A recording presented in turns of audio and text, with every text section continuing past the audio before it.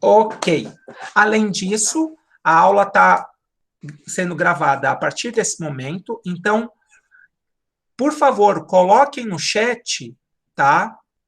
A palavra presente, porque aí eu tenho um controle de quem veio, certo? Porque isso vai virar nota de participação, beleza? Então, podem colocar aí no chat já a palavra presente, tá? Obrigado, Ingrid. Valeu, Samuel. Então, é isso. Bom, então vamos lá na Verônica, muito bem. Então, aqui é a apresentação, né? Eu quero que vocês observem as bactérias. Essas são 4 bactérias que apareceram lá no texto, tá? Temos a Staphylococcus aureus, a Pseudomonas aeruginosa, a Streptococcus agalactite e também a Neisseria meningitidis, certo? Observem bem e me digam o que vocês estão vendo, né? Descrevam para mim as imagens. Ou pode ser pelo chat, ou Um ainda monte, pelo...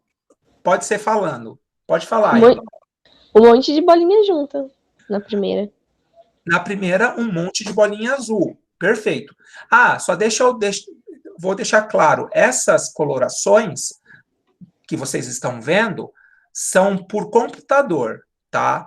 As células, na verdade, no microscópio, elas aparecem transparentes.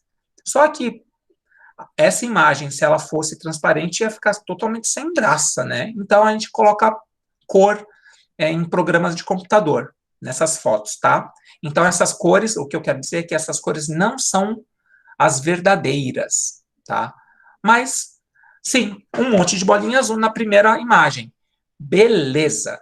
O que mais?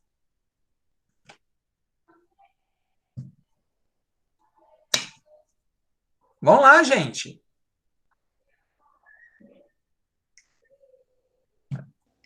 A segunda Essa parece de um baixo churro. parece uma minhoquinha, né? A de baixo parece uma minhoquinha. É um monte de bolinha grudada uma na outra, parecendo uma filinha indiana. E aí dá essa impressão de minhoquinha. Isso. E você, Ingrid, o que você viu? A segunda ali parece tipo que um churros, sabe, um negócio meio assim. Churros. Parece realmente alguma coisa esticadinha assim, só que tem, se vocês olharem, tem vários pelinhos, né?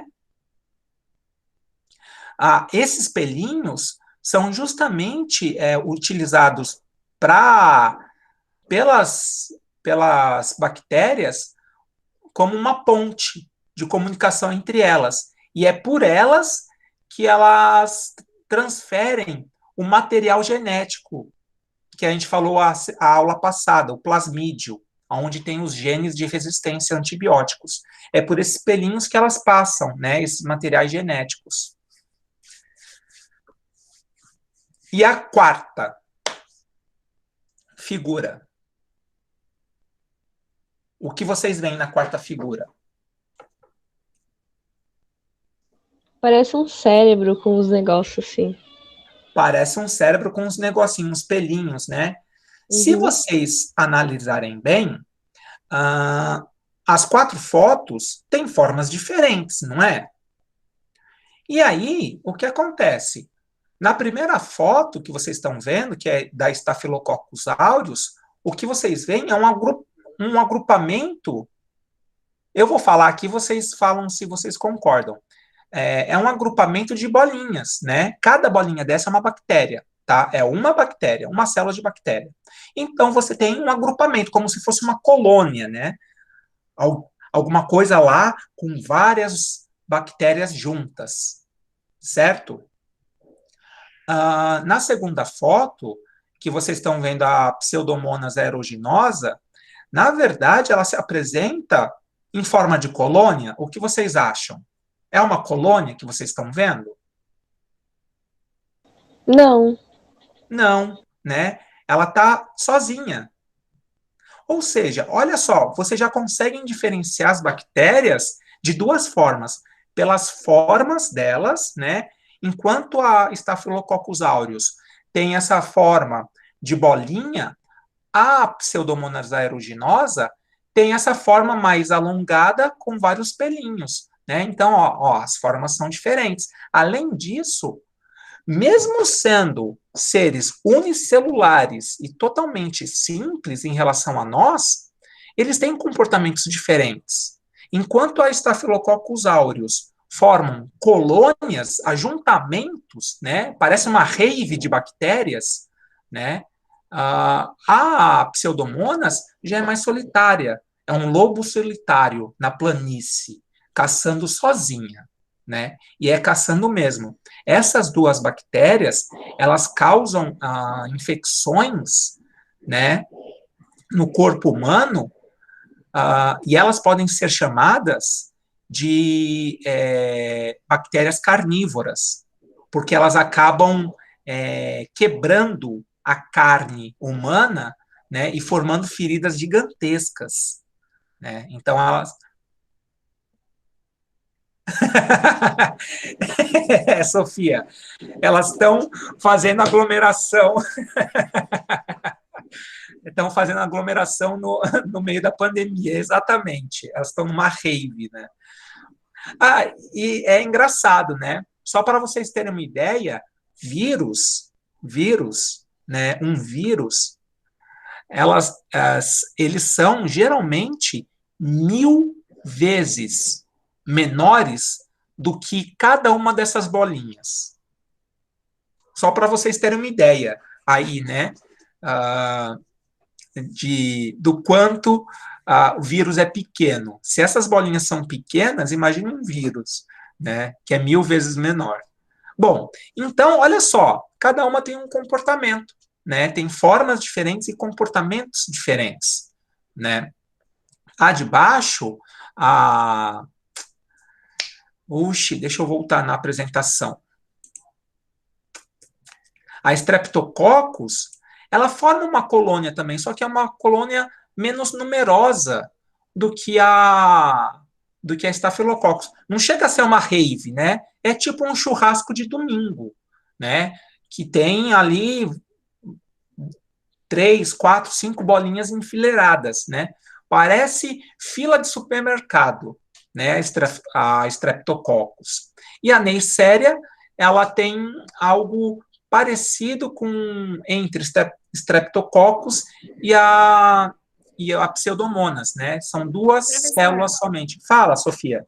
Essa última que você falou, ela é que a bactéria que causa meningite?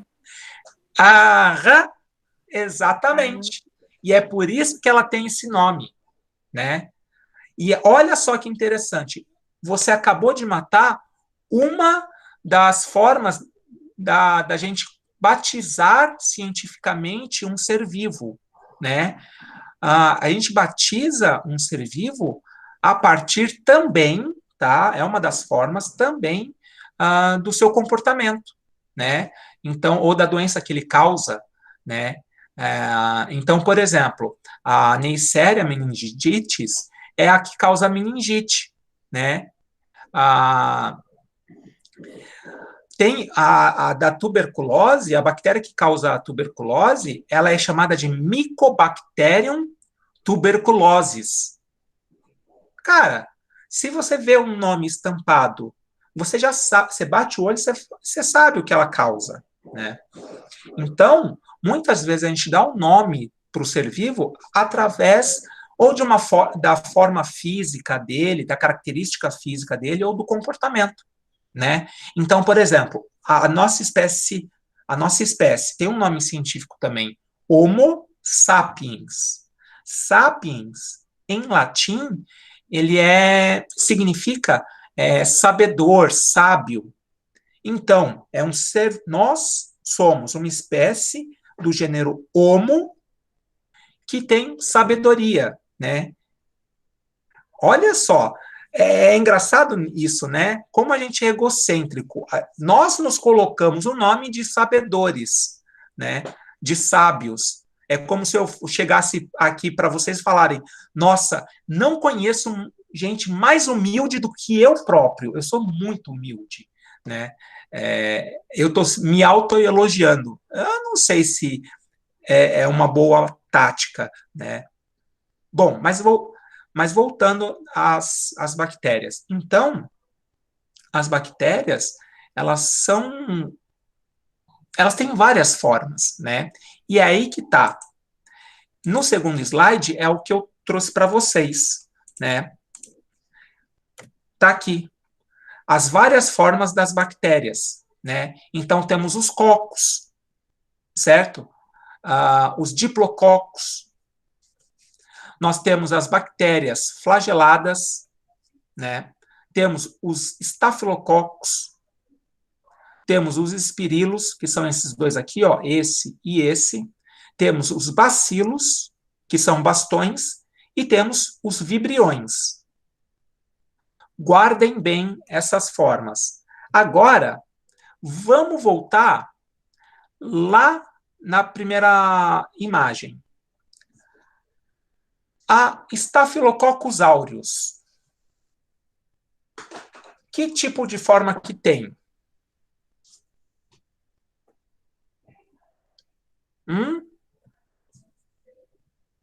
Aonde a gente classifica? Oi? Não, peraí. Esquece, vai. Eu falei errado. A Staphylococcus aureus. Aonde a gente classifica ela? Ela é um coccus? Sim. Olha bem. Não é um agrupamento de células? É coccus, que está sozinho, ou Staphylococcus? Esse daí. Esse aqui, né? Ótimo. Aí, olha só. A Pseudomonas, né?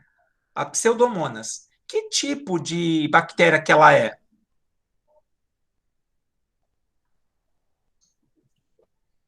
Presta atenção. Olha aqui ela, bonitinha.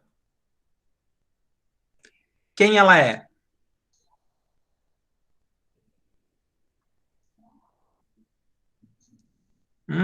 De novo. Olha ela. Qual seria a forma dela? A bactéria flagelada? Sim, sim, né? Ou então, aqui está falando bactéria flagelada, mas essa bactéria flagelada nada mais é do que um bacilo. Mas você classificou bem, Ingrid. É isso mesmo, tá? Ela está aqui, exatamente. Streptococcus é essa minhoquinha aqui, que nem a Sofia falou. E a Neisseria é uma que eu quero que vocês me falem. E aí, a Neisseria, olhem para ela. Dessas aqui, o que ela mais se parece?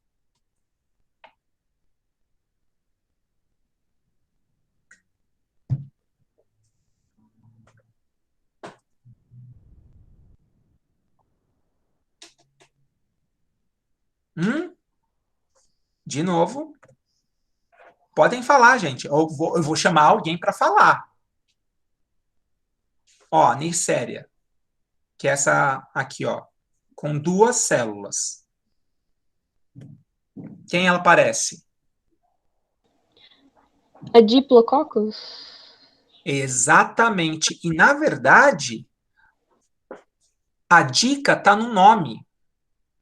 Olha aqui, diplo significa 2, ou seja, é um ajuntamento. Diplococos são ajuntamentos de 2 células. É, na verdade, o que a gente vê aqui, ó, 1, 2. Então, a Neisseria é um diplococo, né? E nós temos esse gênero aqui, né? Neisseria é um gênero de bactérias que tem um monte de doença humana. Uma delas é gonorreia também. A gonorreia é causada por um diplococo, também do gênero Neisseria, tá? Então, olha só a diversidade de bactérias que nós temos, né? Bem, e aí a gente chega na regra de nomenclatura, né? Durante essa nossa conversa, eu dei várias dicas, eu espero que vocês tenham pescado, tá? Olhem só os nomes. Staphylococcus aureus, Streptococcus alagacti, Pseudomonas aeruginosa e Neisseria meningitis. Olhem para esses nomes, né? E me falem, deixa eu apresentar de novo, para vocês terem isso. Oxi.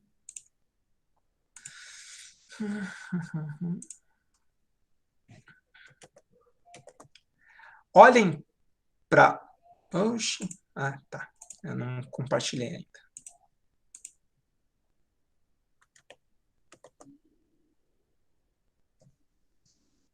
Está apresentando. Vamos lá.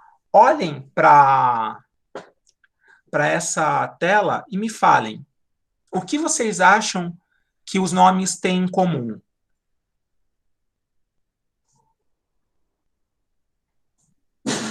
Eles são todos diferentes, eu concordo com vocês. Mas eu quero saber de vocês o que eles têm em comum.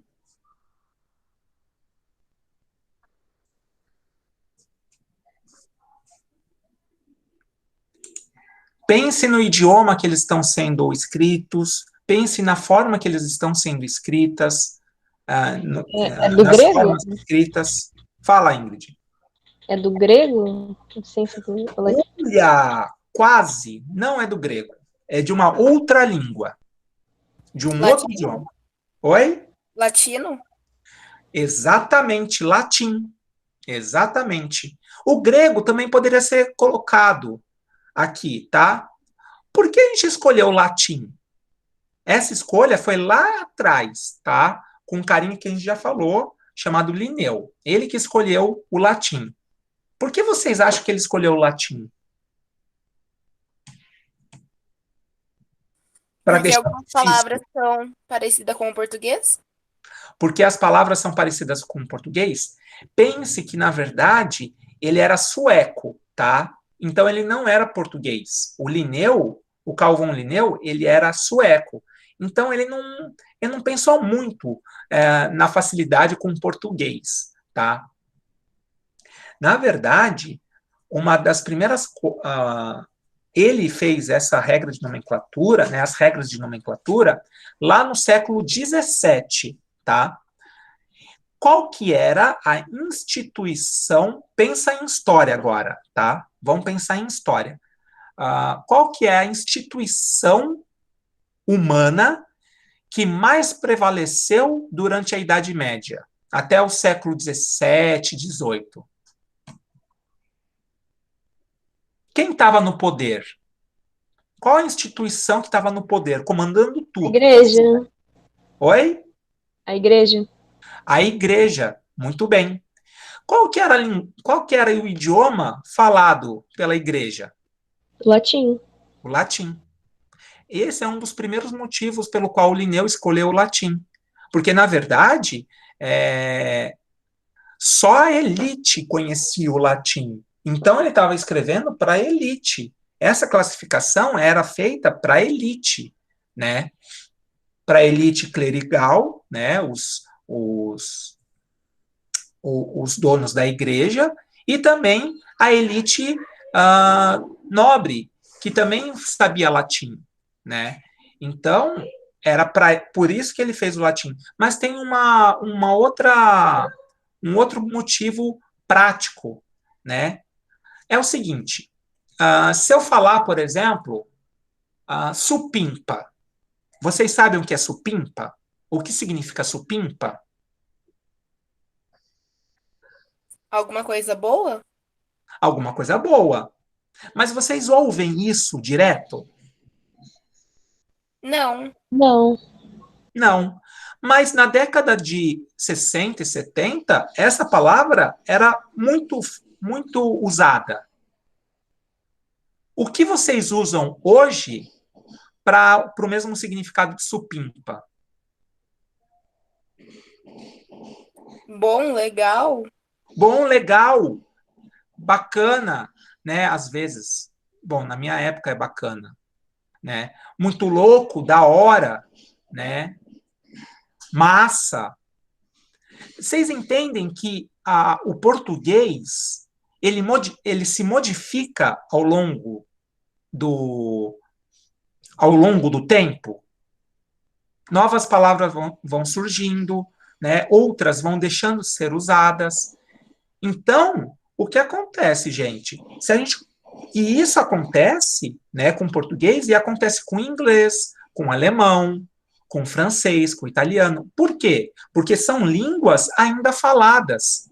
E quanto mais a gente usa a língua, mais ela vai se modificando. Entendeu? Latim e grego são duas línguas que ninguém mais fala, né? Não tem um uso diário. Então, elas não se modificam. Então, as palavras que hoje são utilizadas, amanhã, depois, daqui 100 anos, 200 anos, 300 anos, 1000 anos, serão utilizadas da mesma forma. Por isso, o latim foi utilizado também. Não é só uma forma de elitização do conhecimento biológico, mas também tem uma ordem prática, porque é uma língua que não vai se modificar mais. Certo? Tudo bem? Então, a primeira regra é que esses nomes científicos eram todos latinos. Então, os nomes científicos que vocês vão ver, todos eles, são latinos, né? Homo sapiens, latino, né? Canis familiares, que é o cachorro, que é o cãozinho, né? Ele é latim também, né? E esses 4 nomes que vocês estão vendo na tela são nomes latinos. Então, essa é a primeira regra. Latim, perfeito.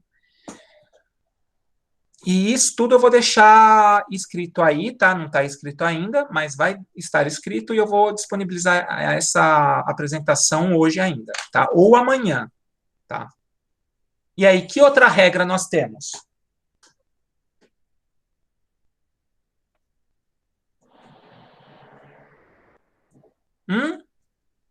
Olhem para os nomes.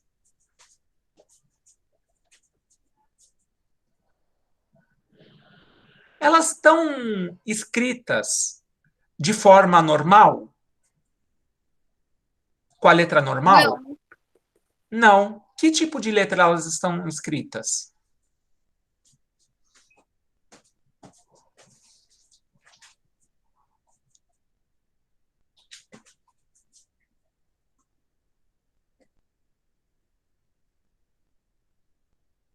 Olhe para os textos que estão aí. Elas estão escritas de uma outra forma, né? Por que vocês acham que ela está escrita dessa outra forma? Por Para que poder não? identificar elas melhor? Oi? Para poder identificar elas melhor? Exatamente, para destacar elas do texto. Então, se vocês forem novamente naquele texto que eu disponibilizei para vocês, sobre as bactérias na UTI, vocês vão ver que todos os nomes científicos estão em itálico, assim como essas que estão na apresentação. Por que itálico? Que é essa letrinha deitada. Justamente para se destacar do texto, né? E essa é a segunda regra da nomenclatura científica. Todos os nomes devem estar destacados do texto. Ou negrito, ou itálico, ou sublinhado, né? Você pode escolher uma forma, né, dessas, desde que estejam desde que estejam destacados, tá? Quando a gente está escrevendo no computador, é fácil fazer itálico, né? Mas quando a gente está escrevendo na lousa, no caderno ou numa prova escrita, né, é melhor sublinhar, né? Ninguém vai tentar fazer itálico na prova do vestibular, né? Vai perder 3 horas para fazer 2 nomes científicos. Não é legal, né? Então, sublinha, beleza? Então, essa é a segunda regra. Então, as 2 regras, latim e destacado do texto. Que outras regras que outras coisas em comum têm esses nomes? Olhem agora de como eles são, né? De como eles são formados. O que vocês acham? Eles têm alguma coisa em comum? Em como Eles eles... são, Oi? eles são em inglês? Exatamente, Ingrid, muito bem. São sempre nomes duplos, né? Todos os nomes científicos são nomes duplos, certo? Essa é a terceira regra. Todos os nomes são duplos. Então, escritos em latim, destacados do texto, nomes duplos. Agora, tem duas outras regras, tá? Pense ainda nos nomes, nas diferenças entre os dois nomes da mesma espécie. Olhe para as iniciais. Como elas estão escritas?